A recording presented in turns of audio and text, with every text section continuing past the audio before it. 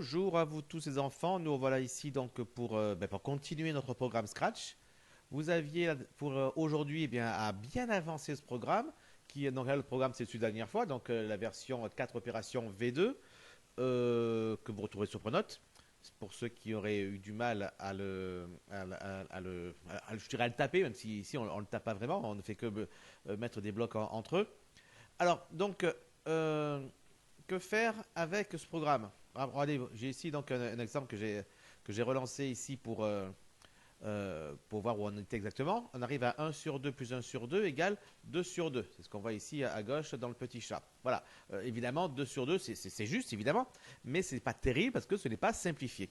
Et voilà ce que vous aviez à faire pour aujourd'hui. Vous deviez faire simplifier les fractions avec le programme. Il fallait compléter le programme pour pouvoir simplifier les fractions.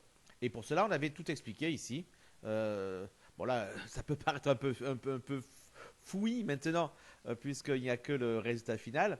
Mais vu qu'on l'a fait petit à petit, hein, on a expliqué tout ce qu'il fallait faire. Alors, maintenant, il va suffire finalement, on va voir, pour corriger ce que vous aviez à faire, il va suffire tout simplement de regarder ce qu'on a écrit ici, de faire pas à pas ce qui est marqué ici, et de faire les blocs correspondants. On commençait donc par la partie en haut de l'écran. Qu'est-ce qu'on avait appelé compteur max? Compteur max, rappelez-vous, c'est ce nombre par lequel on n'allait pas essayer de simplifier en plus que ce nombre-là. C'est-à-dire que si on a, c'est l'exemple qu'on avait pris ici, si on a 6 sur 4, c'est pas la peine d'essayer de simplifier par 5. Voilà, tout simplement. D'accord? Donc, on avait dit que c'était le minimum entre le numérateur et le dénominateur. Donc, je vais commencer par ça. Ici, donc, déjà, j'enlève le dire ici. Voilà, que forcément, il n'a plus rien à dire pour l'instant. Il le dira plus tard, hein. Tout ça, il dira évidemment plus tard tout ce qui va se passer. Mais pour l'instant, il n'a plus rien à dire. Pour l'instant, on est en train de déterminer le compteur max. Donc, je vais en donner. Je crée une variable que j'appelle compteur max. Bien sûr, on peut l'appeler différemment, mais on va faire autant prendre le nom qu'on avait choisi lorsqu'on a expliqué et lorsqu'on a réfléchi à ce qu'on comptait faire. Donc, compteur max, OK. Alors, quel est ce compteur max? Rappelez-vous, donc, ça doit être le minimum entre le numérateur et le dénominateur. Alors, comment est-ce qu'on fait ça? C'est très simple, on fait un petit test. Un petit test. Même un test si alors sinon. Ragrandir un peu. De toute façon, toute la partie haute du programme, on n'a plus vraiment besoin. Enfin, on n'a plus besoin. Il est toujours essentiel, mais on n'a pas besoin de le voir réellement, puisque tout ça, c'est fait. C'est la partie je calcule l'opération. Donc moi, ce qui m'intéresse vraiment, c'est ce qu'il y a en dessous. Peut-être là, c'est un peu grand. Peut-être qu'il faudra après diminuer un peu, mais tant que c'est possible, autant garder du grand zoom pour que vous puissiez bien voir ce que nous sommes en train de faire. Alors, on va faire quoi ici? On va tout simplement tester. Numérateur et dénominateur. Si numérateur est plus petit, eh bien, c'est-à-dire que le compteur max devra être le numérateur, et sinon ce sera le dénominateur. Donc je vais donc tester si numérateur il est où? Il est là, est plus petit que dénominateur. Voilà. Parce que si numérateur est plus petit que dénominateur, ben forcément le minimum des deux, ce sera numérateur. Donc dans ce cas-là, je mets compteur max à numérateur. Et sinon, ça veut dire que c'est dénominateur qui est plus petit. Dans ce cas, si c'est dénominateur qui est plus petit, donc ça veut dire que forcément c'est lui le minimum. Dans ce cas, je mets compteur max à dénominateur. Dénominateur, il est là. D'accord? Et si c'est égal, ben, ça se mettra dans le sinon, parce que si c'est égal, ce n'est pas strictement inférieur. Donc ça ira dans le sinon, ça se mettra à dénominateur. Mais de toute façon, vu que c'est égal, ça pose aucun problème. D'accord? Voilà, donc si numérateur est inférieur à dénominateur, alors on met compteur max à numérateur, sinon on le met à dénominateur. Ça y est, là, compteur max, c'est le minimum qui est entre les deux. On va faire un essai, puisque compteur max ici, il est visible pour l'instant. On va essayer avec, à prendre quoi? On va prendre 1 sur 1 plus 1 sur 2. Ça va faire 3 sur 2. Normalement, il devrait prendre comme dénominateur max, comme compteur max, il devrait prendre 2. Parce qu'entre 3 et 2, le plus petit, c'est 2. On va voir. Ah, c'est bon. Compteur max, c'est bien 2. Voyons un cas où c'est le numérateur qui est plus grand pour vérifier. On va prendre tout simplement un truc très simple. 2 sur 1 plus 2 sur 1. Ça fait forcément 4 sur 1. 4 est plus grand que 1. Il devrait donc prendre 4 comme...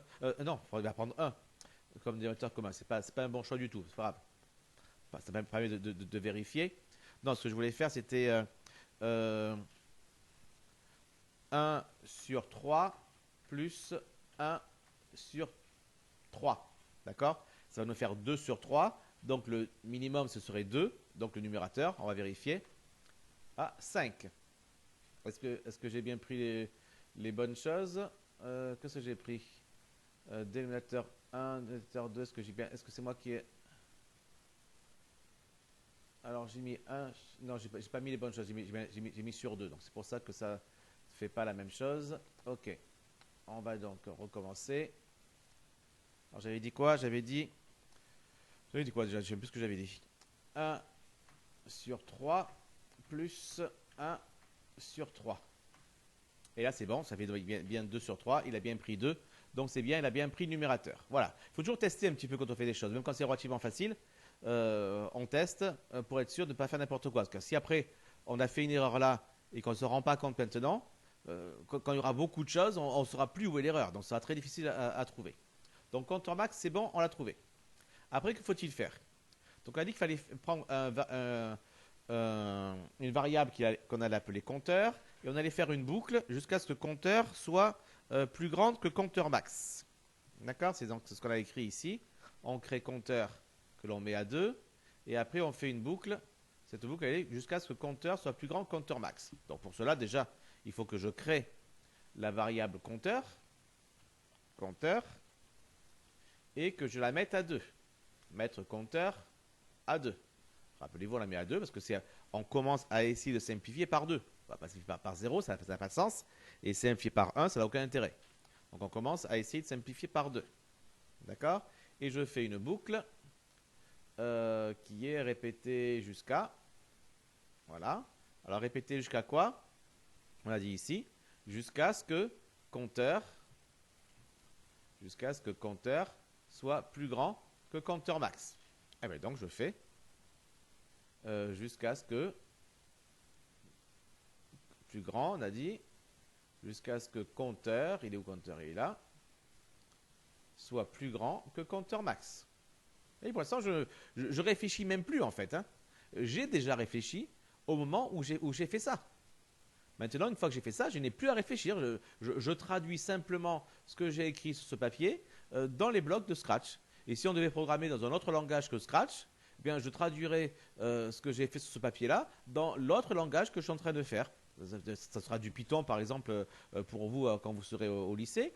Et ce serait pour vous n'importe quel langage que vous pourrez utiliser dans votre vie réelle, JavaScript, PHP, Java, n'importe quoi. Tous ces langages-là, ce sera la même chose. Hein. Vous partirez sur le même petit texte, même petit dessin, petit algorithme en fait qu'on a fait ici sur papier. Enfin, papier, c'est un papier sur écran. Et vous le traduisez dans le langage que vous utilisez. Et nous, en ce moment, c'est Scratch. Alors, on doit faire quoi après dans cette boucle? Dans cette boucle, on doit faire un test. Si, alors, sinon. Et donc, je mets dans la boucle, toujours sans réfléchir, hein, si, alors, sinon. Si, alors, sinon, il est là. Hop là. Voilà. Si, alors, sinon, qui est dans la boucle. Et qu'est-ce que je fais dans ce si, alors, sinon? D'abord, je vais dire si quoi. D'accord? Je vois que dans mon test, j'ai un et. D'accord? Je dois tester deux choses. Donc, première étape, dans ce test, je mets un et. Il est où le et? Il est là. Voilà, donc j'ai deux choses à tester. Alors, numérateur modulo compteur égale 0. Donc, je mets donc modulo égale 0. Excusez-moi. D'abord, il faut mettre le égal 0. Et qu'est-ce qui doit être égal à 0? C'est le modulo entre numérateur, il est où numérateur? Il est là, et compteur. Donc ça veut dire que le numérateur est divisible par le compteur, par 2 pour commencer. D'accord? Et évidemment, deuxième partie, il faut également que dénominateur modulo compteur soit égal à 0. Il faut aussi que le dénominateur soit divisible par compteur. Car rappelez-vous, on ne peut simplifier que lorsque numérateur et dénominateur sont tous les deux divisibles par le même nombre. Donc voilà pourquoi on avait mis un et ici.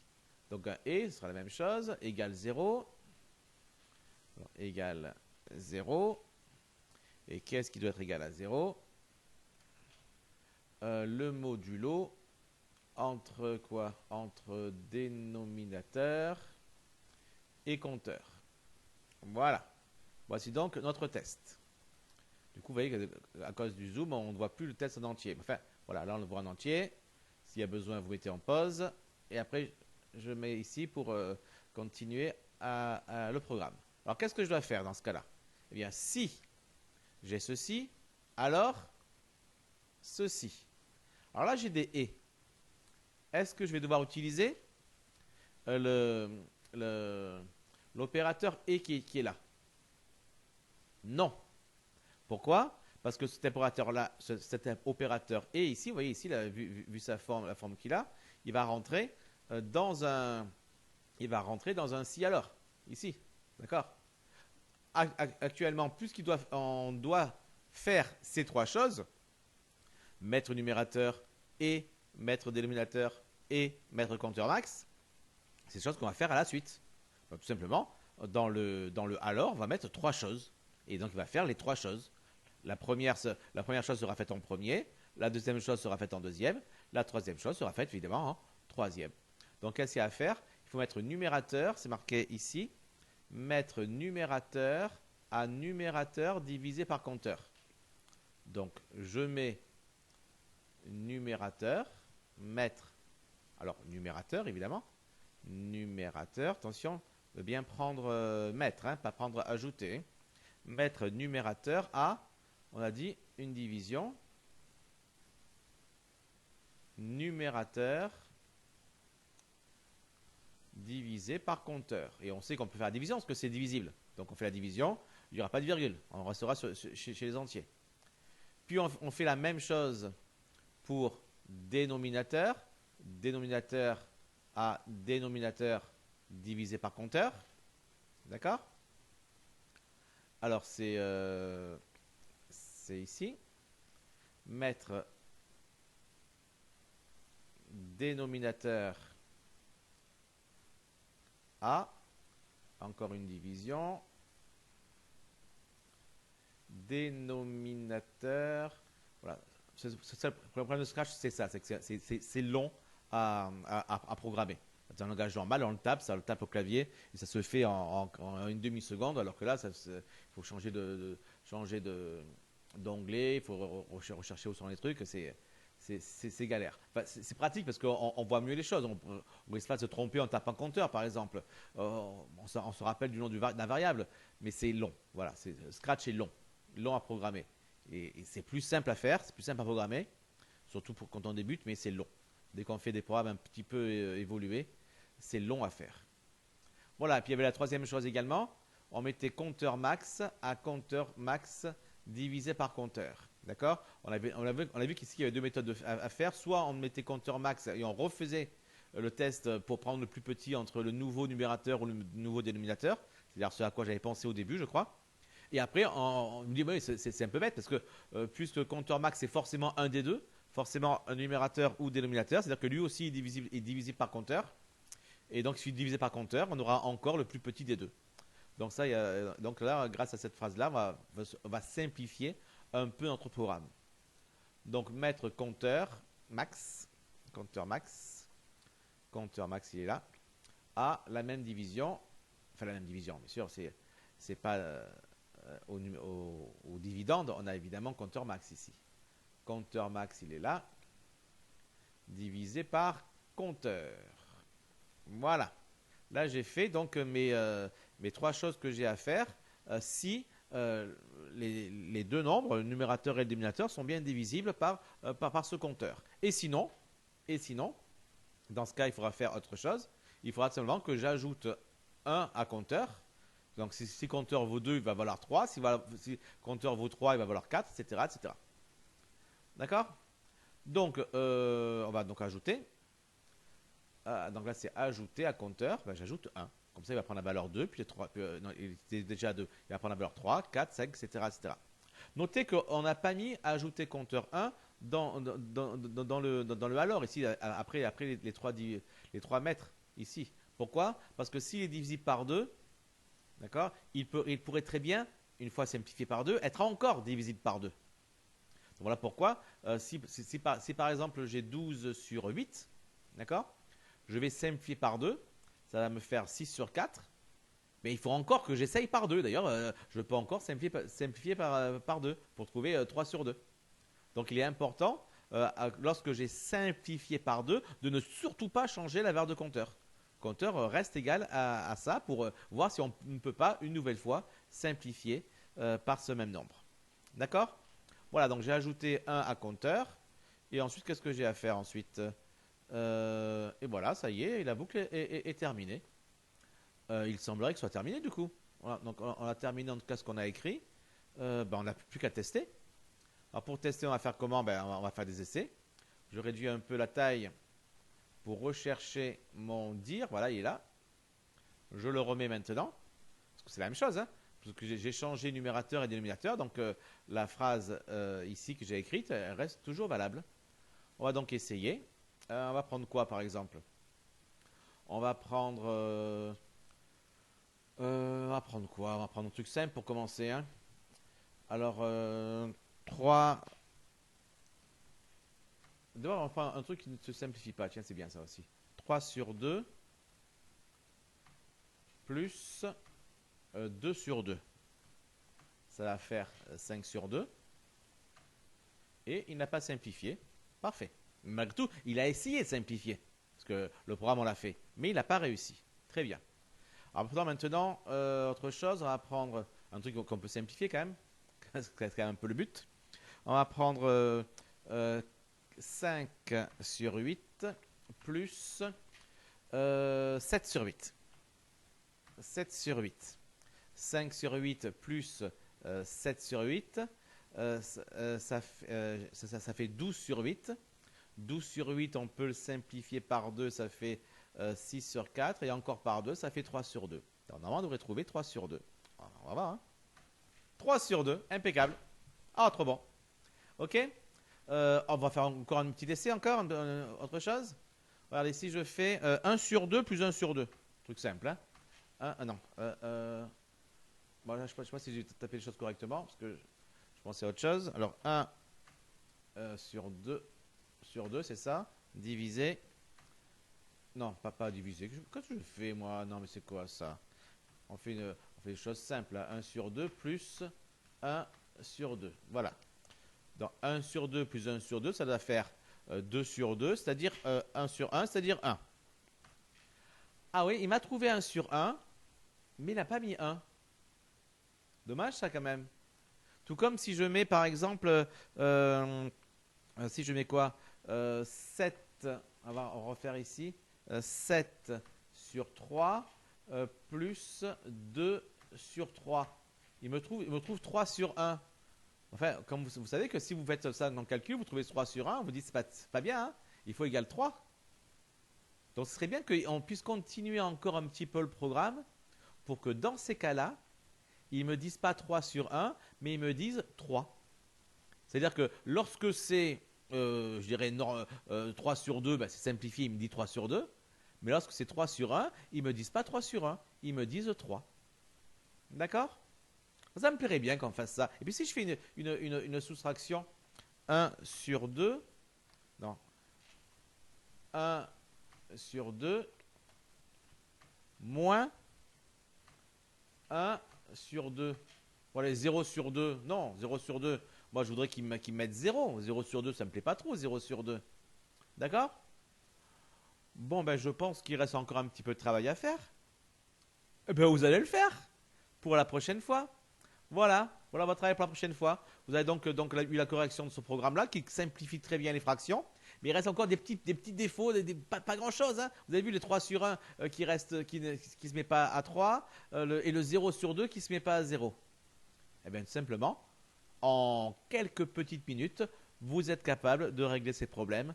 À vous de le faire maintenant, ou en tout cas pour la prochaine fois. Allez les enfants, bonne journée à tous et programmez bien.